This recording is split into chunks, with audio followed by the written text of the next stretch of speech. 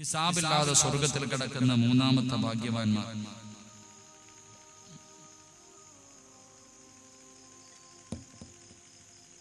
ഹിസാബില്ലാതെ സ്വർഗത്തിൽ കിടക്കുന്ന മൂന്നാമത്തെ വിഭാഗം അല്ലാഹുവിന്റെ പ്രവാചകൻ സല്ലല്ലാഹു അലൈഹി വസല്ലമ തങ്ങൾ പറയുകയാണ്, ഹിസാബില്ലാതെ സ്വർഗത്തിൽ കിടക്കുന്ന മൂന്നാമത്തെ വിഭാഗം ഏതെന്നറിയുമോ? അസ്മാഉ ബിൻത് യസീർ റളിയല്ലാഹു തആല അൻഹ പറയുകയാണ്, യജ്മഉല്ലാഹു യൗമൽ ഖിയാമ, നാളെ പടച്ചവൻ മൂന്നാമതായി ഒരു വിഭാഗത്തെ വിളിക്കുകയാണ്. അതാ പടച്ചവൻ അടുത്തേക്ക് വിളിച്ചിട്ട് ഒറ്റ സഫായിട്ട് നിർത്തുകയാണ്. ആരെയാ വിളിച്ചു നിർത്തതെന്നറിയുമോ? അടുത്ത ഹിസാബില്ലാതെ സ്വർഗത്തിൽ കിടക്കുന്ന മൂന്നാമത്തെ വിഭാഗം. അല്ലാഹു അവനൊരു പരീക്ഷണം കൊടുത്താൽ, അല്ലാഹു എന്തെങ്കിലും ബുദ്ധിമുട്ട് കൊടുത്താൽ, ആ ബുദ്ധിമുട്ടറിയുന്ന സമയത്ത് അൽഹംദുലില്ലാഹ്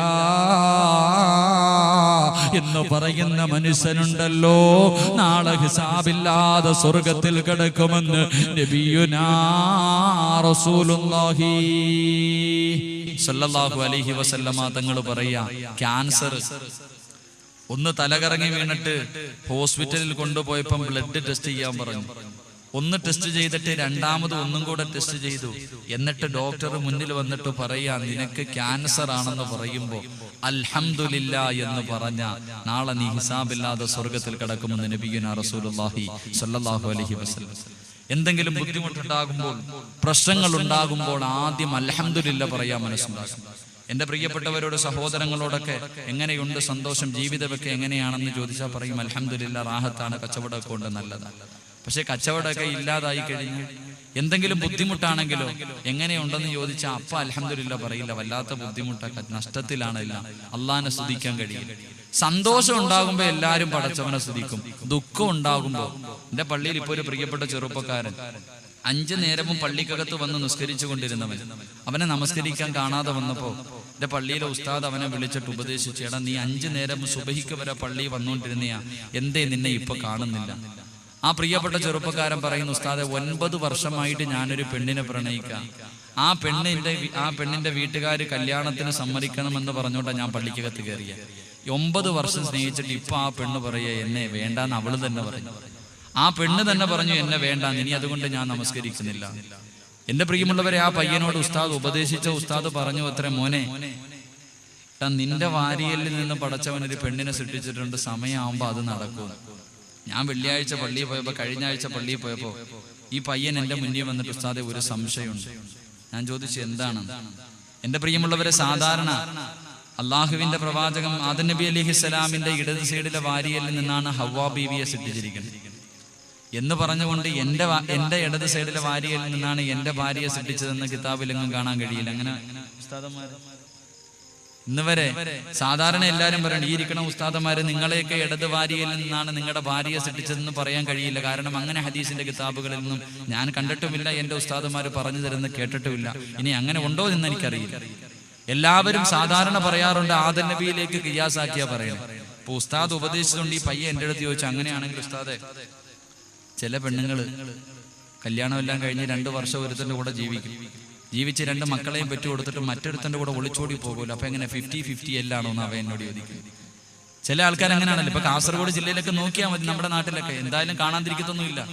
2 പെറ്റിട്ട് മക്കളെ ആയിട്ട് വേറൊരുത്തന്റെ കൂടെ ജീവിക്കും. ആ പാവപ്പെട്ടവൻ ഗൾഫിൽ പണം ഉണ്ടാക്കാൻ പോകുമ്പോഴത്തേക്ക് അടുത്തവന്റെ കൂടെ ഒളിച്ചോടി പോകും. അപ്പൊ എങ്ങനെ ഈ പെണ്ണിന് 2 ചിലർ 2 നിൽക്കത്തില്ല. ഇപ്പൊ എന്റെ വീടിനടുത്തൊരു പെൺകുട്ടി 3 പേരുടെ കൂടെ ജീവിച്ചിരിക്കണം. അപ്പൊ ഒടിക്കാനും സമയം കാണത്തില്ല. അപ്പൊ അങ്ങനെ എന്റെ പ്രിയപ്പെട്ടവരെ, ഞാൻ പറഞ്ഞു വന്നത്, ചില കാര്യങ്ങൾ വരുമ്പോ നമ്മുടെ മക്കൾക്കൊക്കെ വല്ലാത്ത അറിവാണ്, ഭയങ്കര ഈമാനാണ്. നമ്മുടെ പ്രിയപ്പെട്ട എല്ലാവർക്കും നല്ല അറിവുണ്ട്. ഇപ്പൊ തന്നെ ഇവിടെ ഇപ്പൊ കാസർഗോഡുകാരൻ ഒരു പയ്യൻ തുടങ്ങി വെച്ചത് ഇപ്പം തിരുവനന്തപുരം വരെ എത്തിയിരിക്കാം.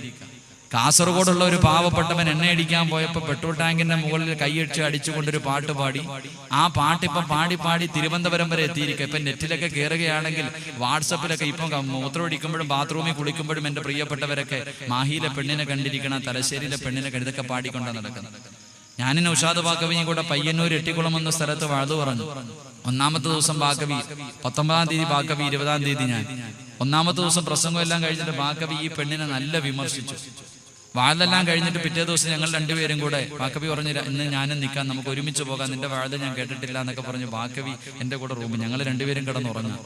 കമലാസുരയ്യാൽ അനീഷ് എന്ന് പറയുന്ന ഒരു പ്രിയപ്പെട്ട ചെറുപ്പക്കാരന്റെ ഫോണിലേക്ക് ഈ പാടിയതിൽ ഏറ്റവും ഹൈറ്റൊക്കെ ഉള്ള ഒരു സാധനമുണ്ട്, നല്ല കരിക്കട്ട പോലെ ഇരിക്കുന്ന നല്ലൊരു സാധനം.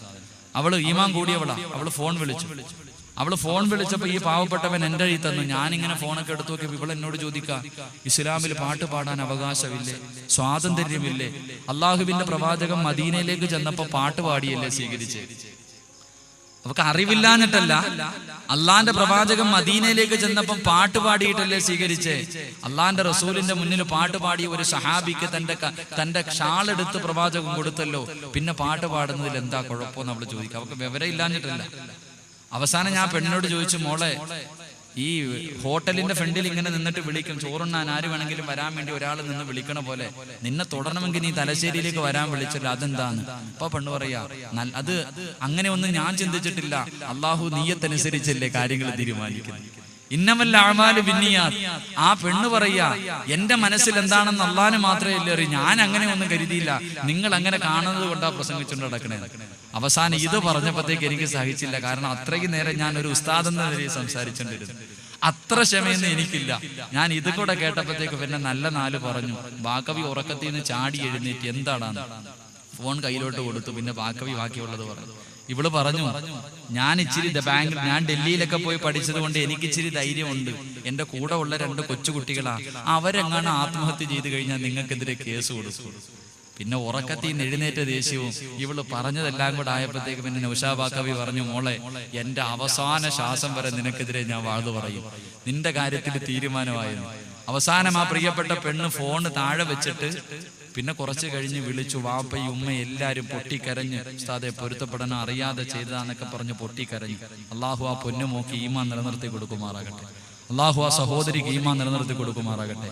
പക്ഷെ നമ്മൾ ഇന്നും പാടിക്കൊണ്ട് നടക്കുക, അതൊക്കെയാണ് നമ്മുടെ സമയം. നമുക്കിന്ന് അതൊക്കെ പലതും മറന്നു പോകുന്നു എന്റെ പ്രിയപ്പെട്ട ചെറുപ്പക്കാർ. അതുകൊണ്ട് ഞാൻ പറഞ്ഞു വന്നത്, മഹാനായ റസൂലുള്ളാഹി സ്വല്ലല്ലാഹു അലൈഹി വസല്ലമ തങ്ങൾ പറയുന്നു, പടച്ചവൻ ഒരു പരീക്ഷണം തരുമ്പോൾ, അള്ളാഹു ഒരു പരീക്ഷണം തരുമ്പോൾ അത് നീ അറിയുമ്പോൾ ആദ്യം അൽഹംദുലില്ലാഹ് എന്ന് പറഞ്ഞ നാളെ നീ ഹിസാബില്ലാതെ സ്വർഗത്തിൽ കിടക്കുമെന്ന് നബിയുനാ റസൂലുള്ളാഹി സ്വല്ലല്ലാഹു അലൈഹി വസല്ലം. ഒരവസരത്തിൽ മഹാനായ മൂസാ നബി അലൈഹിസ്സലാം പടച്ചവനോട് ചോദിച്ചു, അല്ലാഹ് അയ്യു മനാസിലൽ ജന്ന, അല്ലാഹുവേ, ഈ സ്വർഗത്തിൽ നിനക്ക് ഏറ്റവും ഇഷ്ടപ്പെട്ട സ്ഥലം ഏതാണ്? അല്ലാഹുവിന് സ്വർഗത്തിൽ ഏറ്റവും ഇഷ്ടപ്പെട്ട സ്ഥലം ഏതാണെന്ന് മഹാനായ മൂസാ നബി അലൈഹിസ്സലാം അല്ലാഹുവിനോട് ചോദിച്ചപ്പോ പടച്ചവൻ പറഞ്ഞു കൊടുത്തു, എനിക്ക് സ്വർഗത്തിൽ ഏറ്റവും ഇഷ്ടപ്പെട്ട സ്ഥലം ഖലീറത്തുൽ ഖുദ്സ് എന്ന് പറയുന്ന സ്ഥലമാണ്. ഖലീറത്തുൽ ഖുദ്സ് എന്ന് പറയുന്ന സ്ഥലമാ. അതാർക്കുള്ളതാണെന്നറിയുമോ? മഹാനായ പ്രവാചകൻ സല്ലല്ലാഹു അലൈഹി വസല്ലമ തങ്ങൾ പറയുന്നു, ഒരു പരീക്ഷണം ഉണ്ടായെന്ന്, പടച്ചവന്റെ ഒരു പരീക്ഷണം എത്തിയെന്നറിയുമ്പോൾ ആദ്യം അൽഹംദുലില്ലാഹ് എന്ന് പറയുന്നവന് നാളെ ഖലീറത്തുൽ ഖുദ്സ് എന്ന് പറയുന്ന പടച്ചവൻ സ്വർഗത്തിൽ ഏറ്റവും ഇഷ്ടപ്പെടുന്ന സ്ഥലമുണ്ടെന്ന് നബിയുനാ റസൂലുള്ളാഹി സ്വല്ലല്ലാഹു അലൈഹി വസല്ലം. അതുകൊണ്ട് എൻ്റെ പ്രിയമുള്ള സഹോദരങ്ങളെ, ഒരു പരീക്ഷണം ഉണ്ടാകുമ്പോൾ ഒരിക്കലും നിന്റെ മനസ്സ് വേദനിക്കാൻ പാടില്ല. നിനക്ക് കടങ്ങളാണെങ്കിലും കച്ചവടം നഷ്ടത്തിലാണെങ്കിലും നിന്റെ മനസ്സിലൊരു തോന്നലുണ്ടാകണം, ഒരു കയറ്റം കഴിഞ്ഞാൽ ഒരു ഇറക്കമെന്നെങ്കിലും ഉണ്ട്. ഒരു കയറ്റം കഴിഞ്ഞാൽ എന്നെങ്കിലും ഒരു ഇറക്കമുണ്ട്. മഹാനായ അഷ്റഫുൽ ഖൽഖ് നബിയുനാ റസൂലുള്ളാഹി സ്വല്ലല്ലാഹു അലൈഹി വസല്ലമ തങ്ങൾ അതാ പറഞ്ഞത്, എൻ്റെ പ്രിയമുള്ള സഹോദരങ്ങളെ, അല്ലാഹുവിന്റെ പ്രവാചകൻ പറഞ്ഞു തരികയാണ്, സഹാബത്തിനോട് പറയുകയാണ്, യാ സ്വഹാബാ, ഒരു പരീക്ഷണത്തിന്റെ പുറകിലാണ് ഒരു വിജയമിരിക്കുന്നത്, ഒരു പരീക്ഷണത്തിന്റെ പുറകിലാണ് അനുഗ്രഹമിരിക്കുന്നത്. ഇതാരോടാ പറഞ്ഞതെന്നറിയുമോ?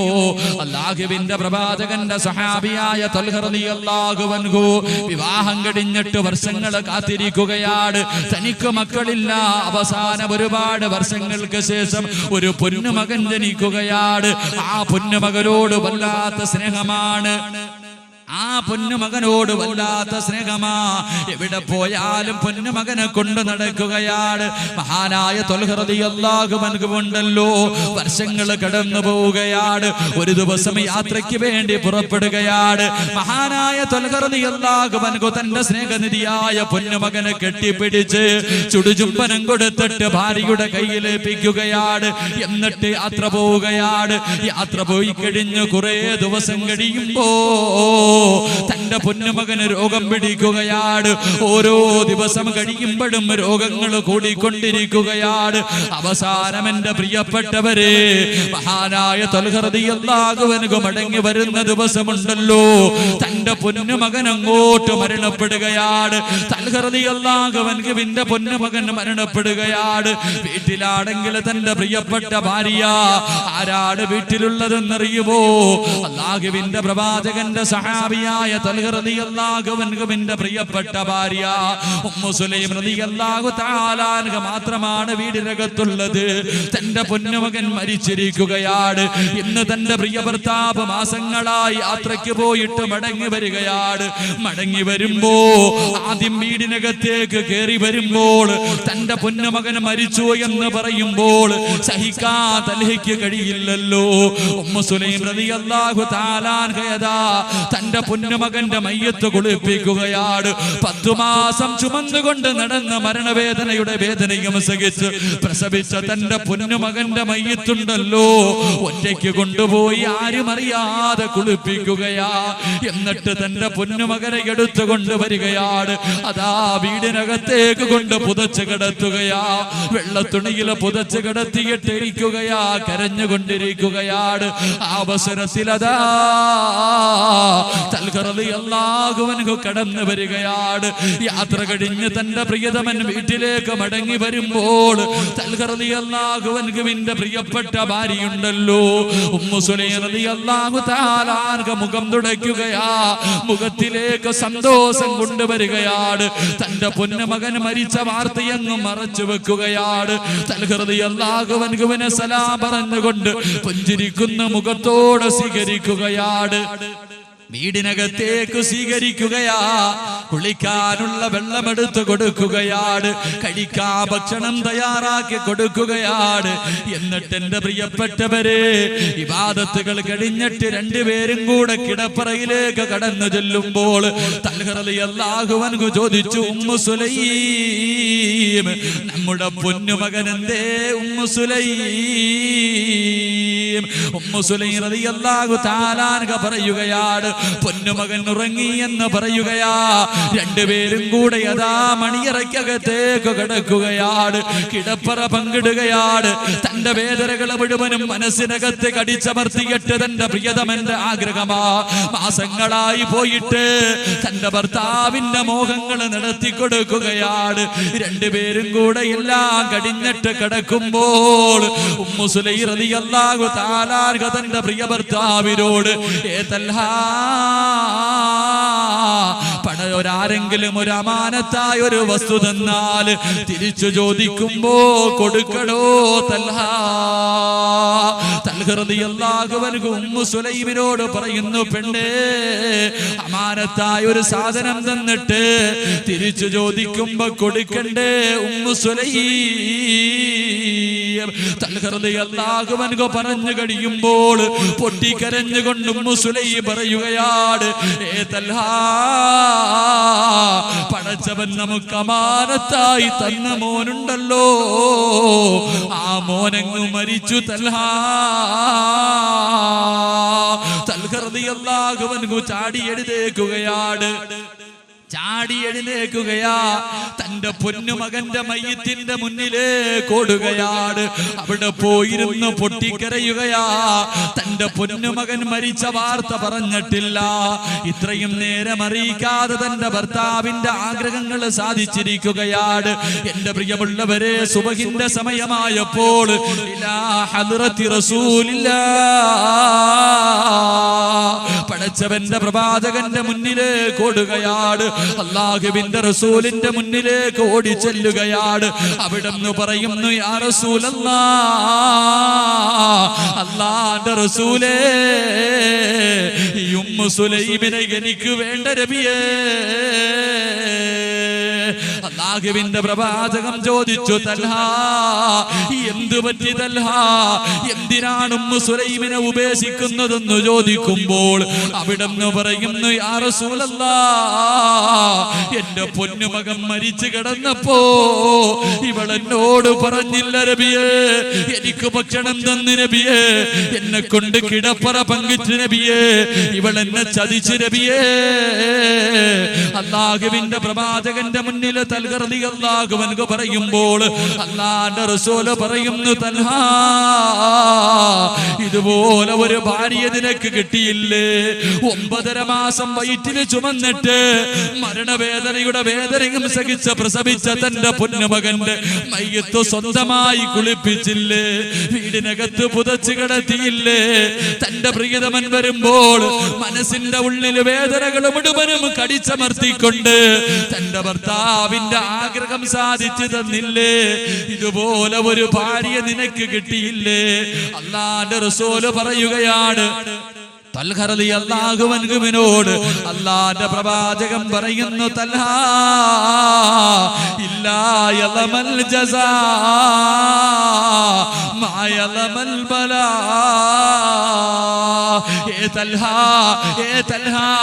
ഒരു പരീക്ഷണത്തിന്റെ പുറകിലാണ് പടച്ചവൻ അനുഗ്രഹം വെച്ചിരിക്കുന്നത്.